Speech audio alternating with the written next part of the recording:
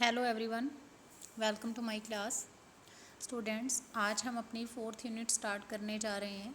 4th unit के ए part में हमारे सिलेबस में है expression, public speech, lecture and debating. इसमें हमें अभिव्यक्ति के बारे में पढ़ना है।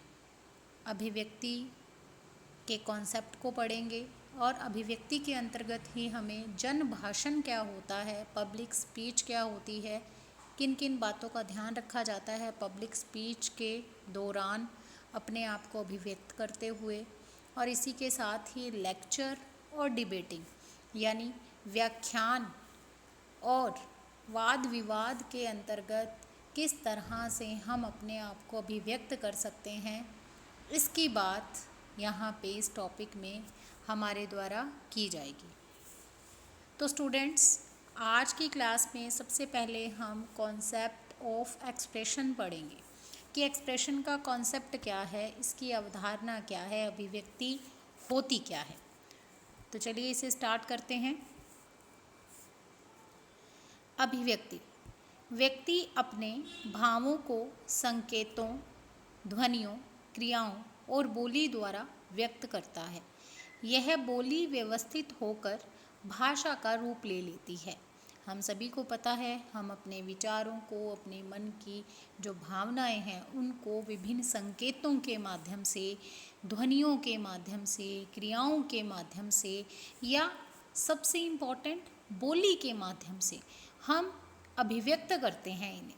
यह जो हमारी बोली है, ये जब बोली व्यवस्थित हो जाती है तो ये किसका रूप ले लेती है? भाषा का रूप ले लेती है।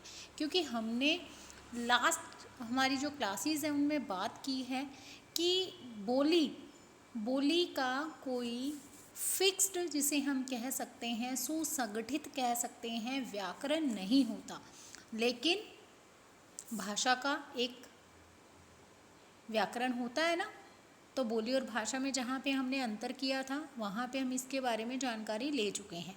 तो इस तरह से ये जो बोली है वो हम कह सकते हैं थोड़ी अव्यवस्थित होती है, क्योंकि इसका कोई व्याकरण नहीं होता, ये नियमों में बंधी हुई नहीं होती है। लेकिन भाषा नियमों में बंधी होती है, उसका अपना एक व्याकरण होता है। इसलिए जो बोली है अगर उसको हम व्यवस्थित कर दें तो इससे वो भाषा का रूप ले लेती है। अतः मनुष्य अपने मनोभावों को अधिकतर भाषा के माध्यम से ही प्रकट करता है। भाषा के माध्यम से किया गया भाव प्रकाशन दो रूप ले लेता है, मौखिक और लिखित अभिव्यक्ति। ठीक है, जब हम मौखिक भाषा का प्रयोग करेंगे और अपने आप को अभिव्यक्त करेंगे, अपने विचारों को, अपने भावों को दूसरे के सामने प्रकट करेंगे तो उसे हम कहेंगे मौखिक अभिव्यक्ति। और जब हम लिखित भाषा का प्रयोग करते हुए लिखित रूप में अपने मन के विचारों या भावों को दूसरों के सामने प्रकट करेंगे तो ये कहलाएगी लिखित अभिव्यक्ति। तो लिखित भाव प्रकाशन में लिखित भाषा के प्रतीकों आदि का प्रयोग करता है। कौन करता है? व्यक्ति करता है। यानी व्यक्ति जब लिखित भाव प्रकाशन करता है तो लिखित भाषा के प्रतीकों का प्रयोग करता है, और मौखिक भाव प्रकाशन में उच्चरित भाषा का प्रयोग होता है, जो उच्चारण होने वाली भाषा है उसका प्रयोग होता है। मौखिक भाषा का प्रयोग प्रत्येक समय किया जाता है। हम सभी जानते हैं कि अगर हम अपनी दिनचर्या को देखें, एक दिन के अंदर 24 घंटे होते हैं, तो अगर हम दोनों भाषाओं की तुलना करें कि हम ज़्यादा किस भाषा का प्रयोग करते हैं, तो हम मौखिक भाषा का प्रयोग ज़्यादा करते हैं अगर बजाय कहा जाए लिखित भाषा के। तो इसलिए मौखिक भाषा को भाव प्रकाशन का मुख्य माध्यम माना जाता है। अर्थात अगर अपने मन के विचारों या भावों को दूसरों के सामने अभिव्यक्त करने की बात आए तो हम अधिकतर मौखिक अभिव्यक्ति ही करते हैं या मौखिक भाषा के माध्यम से ही अपने आप को अभिव्यक्त करते हैं। ठीक है, चलिए आगे बढ़िए। अब यहाँ पे हमने अभी बात की कि मौखिक भाषा का ही ज़्यादा प्रयोग होता है या मौखिक अभिव्यक्ति ही हम ज़्यादातर समय करते हैं, तो इसलिए हम ये बात करेंगे कि किस तरह से हम मौखिक अभिव्यक्ति का बच्चे को शिक्षण करा सकते हैं या मौखिक अभिव्यक्ति में बच्चे को एक्सपर्ट कर सकते हैं। किस तरह से बच्चा एकदम एक्सपर्ट हो जाए अपने मन के भावों को मौखिक भाषा के माध्यम से दूसरों के सामने प्रकट करने में या अभिव्यक्त करने में, तो किन किन विधियों का हम प्रयोग कर सकते हैं या उसके आधार क्या क्या हैं, इन पे हम बात करने वाले हैं। यहाँ पे आपके सामने कुछ बिंदु हैं, यानी ये कुछ विधियाँ हैं जिनका प्रयोग करके हम बालक को दक्ष कर सकते हैं मौखिक अभिव्यक्ति में, और इसके बाद हम लिखित अभिव्यक्ति के आधार भी पढ़ने वाले हैं। तो मौखिक अभिव्यक्ति में देखिए आपके सामने टोटल 9 पॉइंट्स हैं। चित्रों का प्रयोग, कहानी कथन, संगीत द्वारा, अंत्याक्षरी, अभिनय, आशु, भाषण, वाद विवाद, विचार गोष्ठी और समीक्षा। तो एक एक करके हम इनके बारे में जानेंगे। सबसे पहले देखिए फर्स्ट पॉइंट है चित्रों का प्रयोग। चित्रों का प्रयोग हम ये कह सकते हैं कि बचपन से ही बच्चे जो हैं चित्रों पर अपना ध्यान केंद्रित करते हैं। ये सिद्ध कर दिया है मनोवैज्ञानिक विश्लेषण ने। जो हमारे मनोवैज्ञानिक हैं उनके द्वारा जो भी रिसर्चेज हुई हैं या जो भी उन्होंने अध्ययन किया है, उनके अध्ययन जब हम पढ़ते हैं तो इससे ये पता चलता है कि उनका मानना है कि बचपन से ही बच्चे चित्रों के प्रति बहुत ही अट्रैक्ट होते हैं। ठीक है, और बचपन से ही होते हैं, इट मीन्स क्या कि बच्चे जो हैं, बालक जो हैं, वो चित्रों के प्रति अपना ज़्यादा ध्यान आकर्षित करते हैं। तो हम क्या कर सकते हैं, ज़्यादा से ज़्यादा चित्रों का प्रयोग करके उनको ज़्यादा से ज़्यादा बुलवा सकते हैं, क्योंकि मौखिक अभिव्यक्ति सिखानी है, इसका मतलब वो ज़्यादा से ज़्यादा बोले ना, तो इसलिए ये जो चित्र हैं वो इस काम में हमारी हेल्प कर सकते हैं। इसमें क्या किया जाता है, बालकों को विभिन्न चित्र दिखाए जाते हैं और उन चित्रों से संबंधित बच्चों से फिर प्रश्न पूछे जाते हैं। बालकों को उन चित्रों पर आधारित ना कई कहानी सुनाने के लिए भी कहा जा सकता है। ठीक है, ऐसे भी कह सकते हैं कि इस चित्र के अंदर आपको क्या दिखाई दे रहा है, आप बताओ, या फिर इस चित्र को देख करके आप कोई कहानी बताओ। कई बार क्या होता है, कहानी के कुछ पार्ट्स दिखा दिए जाते हैं कि पहले देखो, पहला चित्र दिखाया जाता है कि इसमें आपको क्या दिखाई दे रहा है, इस पे आप एक स्टोरी बनाओ। फिर सेकंड उसको पार्ट दिखाया जाता है कि अब आगे क्या हुआ है, फिर आगे क्या हुआ है। इस तरह से आप बच्चे से उसे चित्र में क्या दिखाई दे रहा है ये भी पूछ सकते हो, या फिर इसके अतिरिक्त आप बच्चे से चित्र में जो उसे दिखाई दे रहा है उसके आधार पर एक कहानी का निर्माण, एक स्टोरी का निर्माण करने के लिए भी कह सकते हो। ठीक है, तो ये पहला पॉइंट हो गया हमारा। उसके बाद देखिए सेकंड बिंदु है आपके सामने कहानी कथन। कहानी कथन, हमें पता है कि कहानी कहना बहुत ही प्राचीन परंपरा है। हम भी जब छोटे छोटे थे तो अपनी दादी नानी से कहानियाँ सुनते थे। आज भी छोटे बच्चों को बहुत क्रेज़ होता है, इवन यहाँ तक कि अभी भी बच्चे छोटे छोटे जो हैं रात को कहानियाँ सुन करके ही सोते हैं। तो बच्चों को कहानियाँ बहुत ही अच्छी लगती हैं। तो कहानी, अगर हम बच्चों की बात करें तो वैसे तो मैं ये कहूँगी कि कहानी तो सभी उम्र के व्यक्तियों के लिए रुचिकर होती है। अब कहानी का ही एक उदाहरण है, मूवी देखने जाते हैं, मूवी में भी क्या है, फिल्म देखने जाते हैं ना, तो वहाँ पे भी क्या होता है, कहानी तो देखने जा रही है, एक कहानी होती है 3 घंटे की। हम उसमें कितना इंटरेस्ट लेते हैं, वहाँ पे बैठे बैठे हम सब कुछ भूल जाते हैं कि हमें क्या काम है, हम भी जो है आज हमें क्या काम करना है या कुछ है। 3 घंटे के लिए एकदम अपनी लाइफ में से हम कट करके उस कहानी के अंदर खो जाते हैं, उसी में ही ध्यान लगा देते हैं, अच्छा अब ये हो रहा है, अच्छा अब ये हो रहा है ना, इस तरह से। तो कहानी तो बचपन से लेकर के बुढ़ापे तक के जो भी लोग हैं उन सबको ही पसंद आती है। तो यहाँ पे हम अगर बच्चों की बात करें, छोटे बच्चों की, तो स्टार्टिंग के अंदर उनको हम सिखाते हैं, जैसे प्राथमिक स्तर की बात करें तो वहाँ पे परियों की कहानियाँ या फिर एनिमल्स की जो उनकी स्टोरीज़ होती हैं, यानी जीव जंतुओं की कहानियाँ वो पढ़ते हैं। फिर थोड़ा सा बड़े होते हैं, जैसे मान लीजिए माध्यमिक स्तर पर पहुँच गए हैं, तो वहाँ पे उनको वीरों की कहानियाँ बहुत उनको लगाई जाती हैं उनके सिलेबस में। उसके अलावा जैसे मान लीजिए अगर इससे भी आगे जाएं तो हर जगह पे कुछ ना कुछ शिक्षाप्रद कहानियाँ उनके सिलेबस में भी लगाई जाती हैं।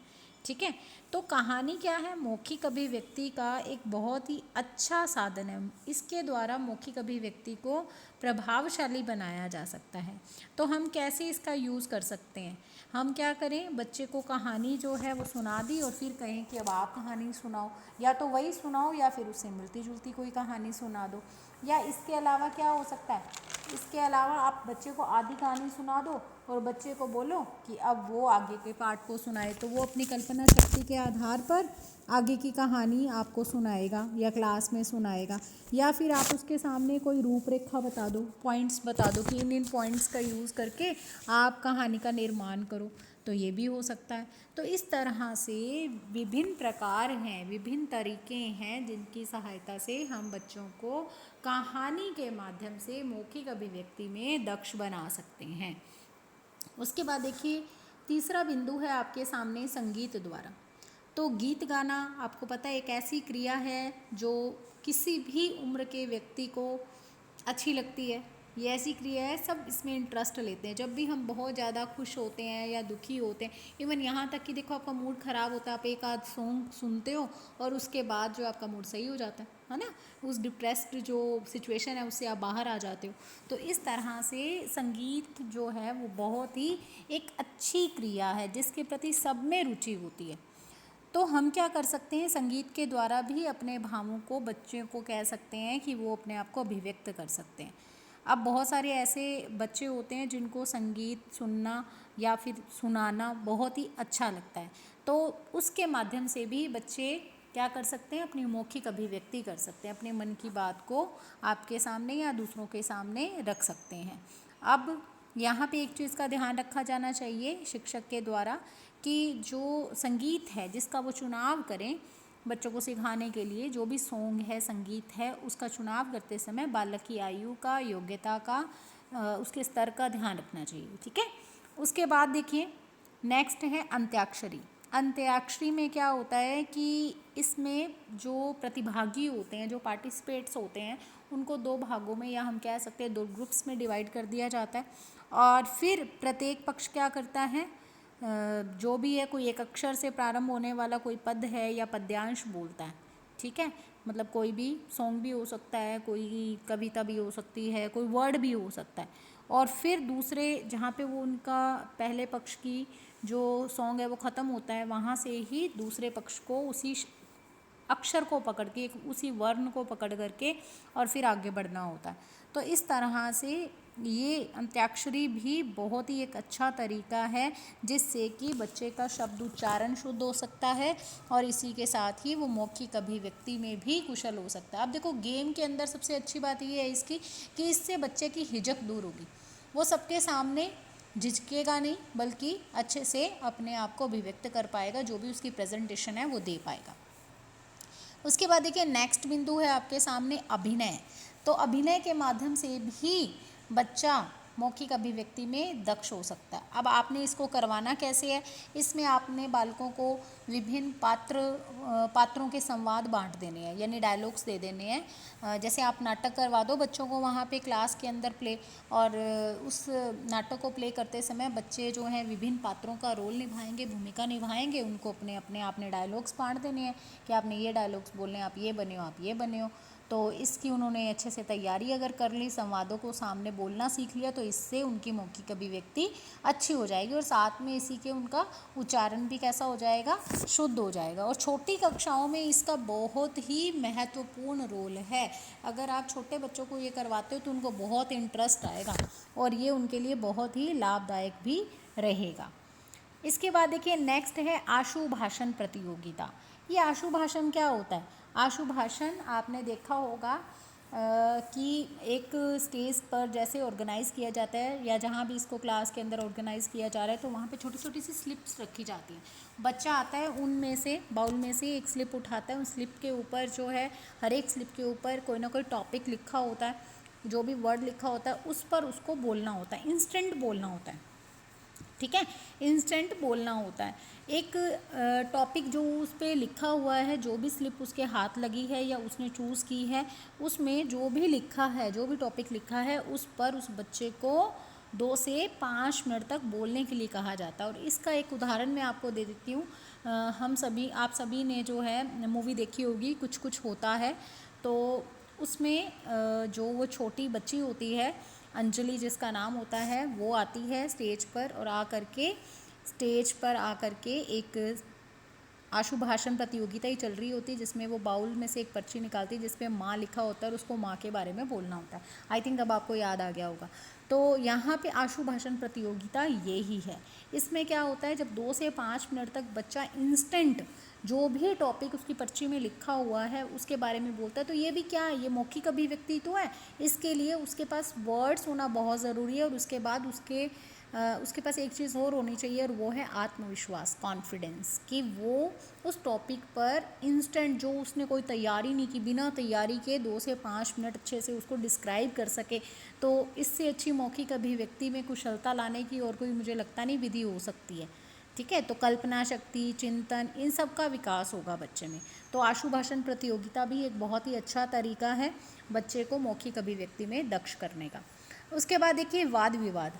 अब जिस तरह से हमने बात की अंताक्षरी में क्या करते हैं, 2 ग्रुप बना लेते हैं, उसी तरह से इसमें भी वाद विवाद में भी, डिबेट में भी 2 पक्ष बनाए जाते हैं, 2 ग्रुप बनाए जाते हैं।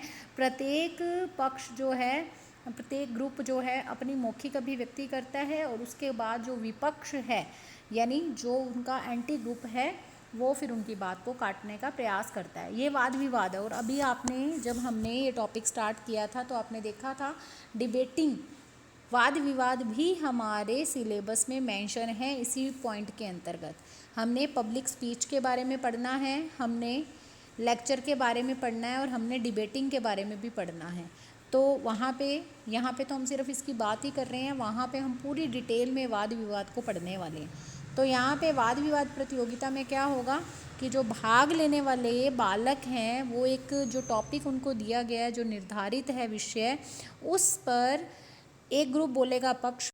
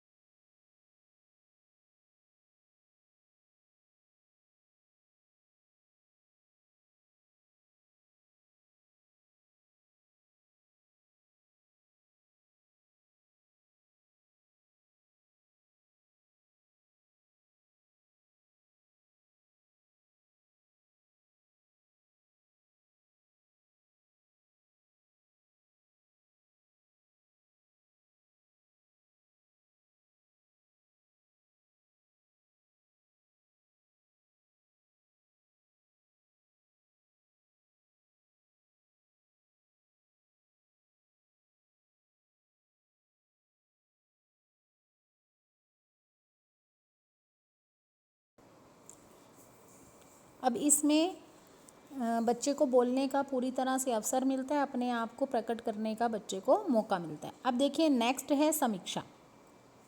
लास्ट बिंदु आपको दिखाई दे रहा है, समीक्षा से संबंधित है। तो इसमें क्या किया जाता है स्टूडेंट्स, इस समीक्षा में देखिए, इस पहले शब्द को देख लो। समीक्षा मतलब समधन इच्छा, समान रूप से देखना समीक्षा कहलाता है। ठीक है, तो इसमें जो बालक है उसको एक ही विषय पर या फिर किसी पुस्तक पर अध्ययन करना होता है और अध्ययन करने के पश्चात फिर उसके जो भी गुण हैं और दोष हैं उसको बताना होता है कि इसमें ये अच्छी बातें हैं, ये इसमें दोष हैं। ठीक है, और लास्ट में फिर किसी न किसी निष्कर्ष पर पहुंच जाते हैं। तो समीक्षा भी मैंने जैसे बताया कि हमने पहले बात की कि वाद विवाद बड़ी कक्षाओं में कराया जाना लाभदायक होता है। तो इसमें इसको भी कौन कर पाएगा, इसको भी बड़े बच्चे कर पाएंगे, छोटे बच्चे नहीं कर पाएंगे। ठीक है, तो इस तरह से ये 9 पॉइंट आपके सामने जो हैं प्रस्तुत हैं, ये हैं मौखिक अभिव्यक्ति शिक्षण के आधार। चित्रों का प्रयोग करके, कहानी कथन के द्वारा, संगीत के द्वारा, अंत्याक्षरी प्रतियोगिता करवा सकते हो, अभिनय प्रतियोगिता करा सकते हो, आशु भाषण प्रतियोगिता, वाद विवाद प्रतियोगिता, विचार गोष्ठी और समीक्षा। ठीक है, चलिए अब देखिए स्टूडेंट, अब आपके सामने है लिखित अभिव्यक्ति शिक्षण के आधार। तो यहाँ पे हम बात करेंगे लिखित अभिव्यक्ति की। तो देखिए, निबंध प्रतियोगिता सबसे पहले हैं लिखित अभिव्यक्ति को किस तरह से हम बच्चे की प्रभावी बना सकते हैं, बच्चे को लिखित अभिव्यक्ति में किन विधियों के माध्यम से या किन साधनों के माध्यम से दक्ष बना सकते हैं। तो उसमें सबसे पहले हम पढ़ने जा रहे हैं निबंध प्रतियोगिता के बारे में। कुल 4 तरीके हैं, निबंध प्रतियोगिता, सुलेख प्रतियोगिता, कहानी लेखन प्रतियोगिता और विवरण लेखन प्रतियोगिता, जिसमें सबसे पहले लिखित अभिव्यक्ति के अंतर्गत हम निबंध प्रतियोगिता की बात करेंगे। निबंध क्या होता है स्टूडेंट्स? निबंध यानी किसी एक टॉपिक के ऊपर हमें पूरी तरह से उस टॉपिक से संबंधित बातों को प्रकट करना होता है, यही तो निबंध प्रतियोगिता होती है। अब निबंध किसी एक टॉपिक पे जो है वो किया जाता है। आप देखा करो विद्यालयों के अंदर निबंध प्रतियोगिता करवाई जाती है। कोई टॉपिक बता दिया जाता है कि इस पर आपको निबंध लिखना है। और स्कूल्स के अंदर हमने भी बचपन में निबंध पढ़े थे। हिंदी के अंदर त्योहारों पर निबंध होते हैं, होली पर, दिवाली पर, दशहरे पर, रक्षाबंधन पर, है ना। और इसके अलावा निबंध जो हैं आपको पता ही है, विचारणीय निबंध भी होते हैं, विचार परक जिनको बोलते हैं, है ना। तो वे निबंधों के भी प्रकार हैं, वर्णनात्मक निबंध भी होते हैं। इस तरह से आप इस निबंध प्रतियोगिता का आयोजन करके बच्चे की लिखित अभिव्यक्ति को अच्छा बना सकते हो। इसके बाद देखिए सुलेख प्रतियोगिता। सुलेख प्रतियोगिता, सु माने अच्छा, लेख माने लिखना। सुलेख प्रतियोगिता का आयोजन करवा करके भी आप बच्चे की लिखित अभिव्यक्ति को अच्छा बना सकते हो, प्रभावी बना सकते हो। देखो सुलेख मन यानी कि अच्छा लिखना, लिखने की क्रिया हो रही है ना इसमें, और लिखित अभिव्यक्ति यानी लिख करके अपने आप को भी व्यक्त करना। तो आप सुलेख प्रतियोगिता के माध्यम से भी, क्योंकि बच्चा इसमें लिखता ही है, अच्छा अच्छा लिखता है ना, तो इस तरह से वो सुलेख प्रतियोगिता के माध्यम से भी लिखित अभिव्यक्ति में दक्ष बन सकता है। उसके बाद कहानी लेखन प्रतियोगिता। तो स्टूडेंट अभी अभी हम पढ़ के आए हैं मौखिक अभिव्यक्ति में भी कहानी कथन था, और यहाँ पे भी कहानी लेखन प्रतियोगिता है। तो बहुत ही इम्पॉर्टेंट है ये कि ऐसी कौन सी विधि है जिसके द्वारा हम बच्चे को मौखिक और लिखित अभिव्यक्ति दोनों में दक्ष बना सकते हैं। तो वो है कहानी, ठीक है, कहानी विधि या फिर कहानी के माध्यम से। तो कहानी बच्चे से आप लिखवा सकते हो, जिससे बच्चा जो है वो कहानी में एक्सपर्ट हो जाएगा, ठीक है। बच्चा कहानी लिखेगा और कहानी लेखन में जो वो अच्छे से दक्ष हो जाएगा, तो इससे उसकी लिखित अभिव्यक्ति भी बहुत अच्छी हो जाएगी। उसके बाद देखिए लास्ट बिंदु है आपके सामने विवरण लेखन प्रतियोगिता। अब ये विवरण लेखन क्या होता है? विवरण किसी चीज़ का प्रस्तुत करना क्या होता है स्टूडेंट्स? विवरण का मतलब ये है कि डिस्क्राइब करना किसी भी चीज़ को, ठीक है। मान लीजिए आप बच्चों को कहीं पे आउटिंग पे लेकर के गए हो, क्षेत्रीय भ्रमण पर लेकर के गए हो, और अब आने के बाद आपने बच्चों को कहा कि आपने जो भी कुछ वहाँ पे देखा, जो भी कुछ वहाँ पे सीखा, उस सारे की आप एक रिपोर्ट तैयार करो, क्योंकि इसका मतलब रिपोर्ट लिखना ही होता है। विवरण लिखना इट मीन्स हम उनसे रिपोर्ट तैयार करवा रहे हैं कि उन्होंने क्या क्या चीज़ें देखी, क्या सीखा। तो अब बच्चे क्या कर सकते हैं, इसमें अपनी जो भी उन्होंने वहाँ पे देखा था उसको अपने शब्दों का प्रयोग करते हुए, अपनी भाषा जो अपनी अभिव्यक्ति है उसका प्रयोग करते हुए अपने शब्दों में उसको लिखेंगे। तो ये एक बहुत अच्छा तरीका होता है। विवरण लेखन प्रतियोगिता भी आप आयोजित करवा सकते हो, इससे भी बच्चों की लिखित अभिव्यक्ति बहुत अच्छी हो जाएगी। तो ये है लिखित अभिव्यक्ति शिक्षण के आधार, निबंध प्रतियोगिता, सुलेख प्रतियोगिता, कहानी लेखन प्रतियोगिता, विवरण लेखन प्रतियोगिता। तो स्टूडेंट्स जैसे कि हमने स्टार्टिंग में ही बात की थी, 4th यूनिट के ए पार्ट में हमें एक्सप्रेशंस के अंतर्गत 3 चीज़ों के बारे में पढ़ना है, जिसके अंतर्गत है पब्लिक स्पीच के साथ ही है लेक्चर एंड डिबेटिंग। तो एक एक करके हम इनके बारे में पढ़ेंगे। तो आज हमने एक्सप्रेशन के कॉन्सेप्ट को पढ़ लिया है, मौखिक अभिव्यक्ति और लिखित अभिव्यक्ति को किस तरह से प्रभावी बनाया जा सकता है, बच्चे किस तरह से इसमें एक्सपर्ट बन सकते हैं, इस पे हमने बात कर ली। और नेक्स्ट क्लास में इसी के अंतर्गत हम जो भी हमारे 3 टॉपिक हैं, पब्लिक स्पीच, डिबेटिंग और लेक्चर, इनके बारे में नॉलेज लेंगे।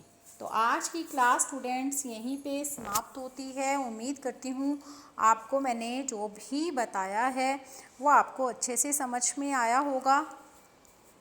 नहीं आया हो तो आप कांटेक्ट करके मैसेज करके पूछिए, जहाँ भी आपको कुछ भी नहीं समझ में आया होगा आपको दोबारा से बताया जाएगा। तो स्टूडेंट्स, आपने क्या करना है, क्लास को अच्छे से देखना है, पॉइंट्स को नोट करना है। देखिए, जब हम किसी चीज़ को लिखते हैं ना तो वो चीज़ हमें तुरंत हाथों हाथ याद हो जाती है। मुश्किल ऐसा कुछ भी नहीं है जो नहीं समझ में आएगा, लेकिन ज़रूरत ये है क्योंकि सिलेबस है, हमने एग्ज़ाम्स देने हैं, तो इसके लिए ये ज़रूरी है कि हम क्या करें, पॉइंट्स को वीडियो देखने के साथ साथ ही नोट डाउन कर लें। इससे हमारी खुद की ही हेल्प हो जाती है। हम एक बार लिखेंगे ना तो हमारा खुद का जो नोट्स होते हैं, हमारे हाथ से लिखी हुई जो चीज़ें होती हैं, जब हम इनको दोबारा एग्ज़ाम के टाइम पढ़ते हैं तो हमें एकदम से रिकॉल होना स्टार्ट हो जाता है, क्लास याद आने लग जाती है कि अच्छा हाँ ये तो मैंने पढ़ा था, हाँ ये तो मुझे पता है, ये ऐसा सब कुछ। तो आप भी ऐसा कीजिए। तो मिलते हैं नेक्स्ट क्लास में। Thank you so much. God bless you. Have a nice day.